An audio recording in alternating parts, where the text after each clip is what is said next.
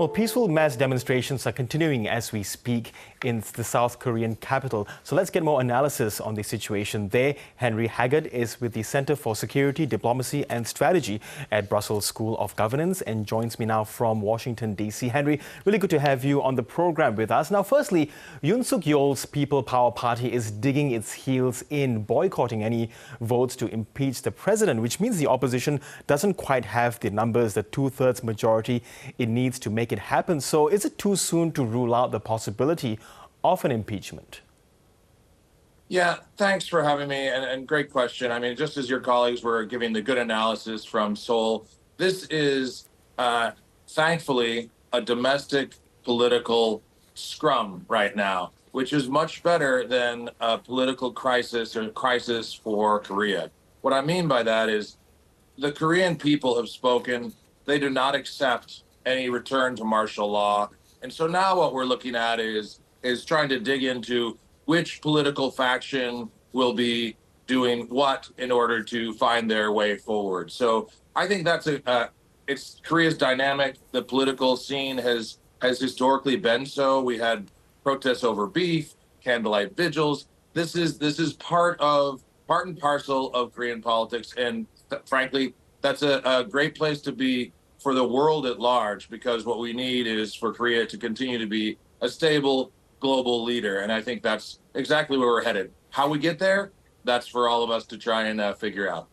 I suppose one way many people are looking at to get there is that the president himself stepped down. Do you think there is enough pressure there for him to make that decision himself? You know, this president, he's a very determined individual. He's had a long, distinguished career. With his trademark has been just his laser focus on doing the what he thought was the right thing. I think this is partially what led him to take this decision. I assume he thought this was the right way to execute the task that he had been assigned. Wrong-headed and a big mistake. All that to say, I think it's hard to imagine him stepping down. So it's really just a matter of, is it impeachment? Is it some other method? I think that's what we're waiting to find out. Yes, but someone who has stepped down is the defense minister. He quit, taking full responsibility for recommending that the president declare martial law and deploying those troops that we saw a couple of days ago. Now, it begs the question, though, who else was in on it in the president's cabinet? So it's a great question. Really, I think as we sort through this to try and figure out who came up with this idea, who really proposed this up to the president. What we all know is that there was no cabinet discussion. There was no discussion with the prime minister. There was no discussion with kind of the wise men of the government or even partners, the Americans or otherwise, to say, hey, is this the right way to go? So the defense minister stepping down, of course, the right thing to do. But really, ultimately, this is President Yoon's responsibility. Who else was involved, remains to be seen. And you are in the U.S. Capitol. Now, what's been the response there in Washington, given how both countries are so dependent on each other for maintaining peace in that part of the world, in the region, East Asia?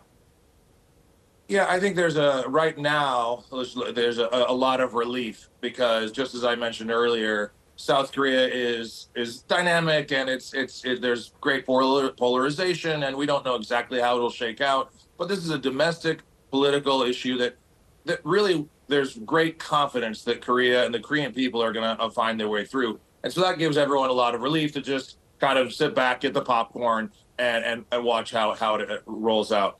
The night of when President Yoon declared martial law, there was a lot of, I guess, head scratching is probably the nicest way to put it, of people and folks in Washington saying, wondering what was going on here, because this does have great implications. If he had if he followed through, if it had lasted more than a few hours, it would have had great implications for our troops on the peninsula, for the relationship overall. So it was a bit, I would say, a bit of a blip in what is really a broad and deep and really close relationship. Right now, thankfully, we're in a great place. I mean, great place. It's a dynamic kind of turbulent situation, but great place in the sense this is not a crisis. This is a Korean domestic political situation that they're gonna find their way through. And democracy is going to find its way through. And Korean people have decided they are showing that they are not going back to authoritarianism.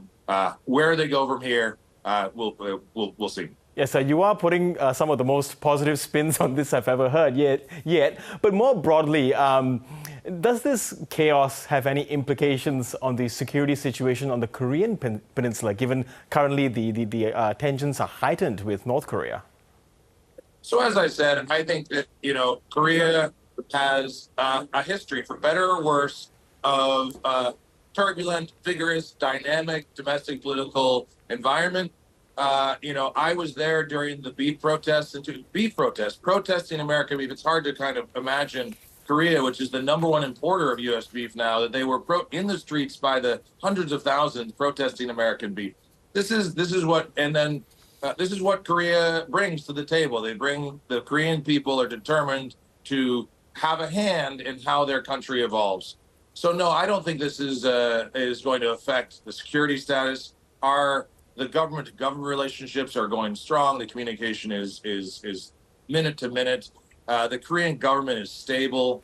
I think it is overwrought to assume that because Yoido, they're going a little bit, that the steam is rising. That does not say anything about how Samsung will produce semiconductors or say anything about how the Korean ministries will be able to make the government move. Korea right now is hosting, multilateral events. They're attending meetings. I'm not saying it's business as usual, but the Korean government knows how to function, knows how to deal with the dynamic political culture that comes as part and parcel of the Korean experience.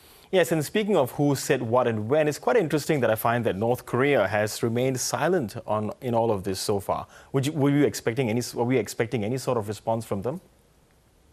I think for them, they are probably in the same position we are, that you sit back and let Korea be Korea, let it sort itself out. I think they're smart enough to know that this is not a sign of instability. This is not an opportunity. Had martial law gone forward, that I think would have been a different calculus. But right now, as I said, this is Korea following through on its democratic path in a way that is dynamic, interesting, and frankly fascinating from an outside observer's perspective.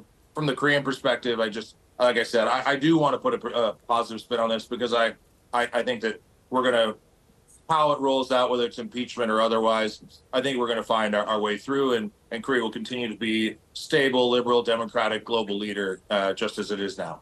Okay, Henry Haggard, really good to get your analysis, and really good to chat as well. Thank you so much. Thank you so much.